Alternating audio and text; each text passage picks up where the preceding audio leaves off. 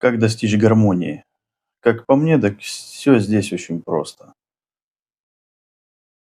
Там, где много, убавляй, там, где мало, прибавляй. Если у тебя толстый кошелек, но худое здоровье,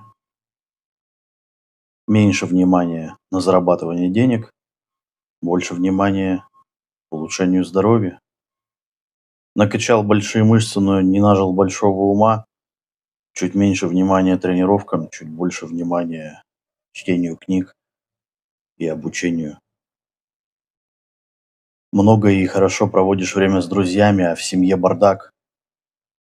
Меньше времени друзьям, больше внимания в семью. Ну а если речь идет просто о достижении поставленной задачи во что бы то ни стало, здесь все еще проще. Усиляй сильное, все наоборот.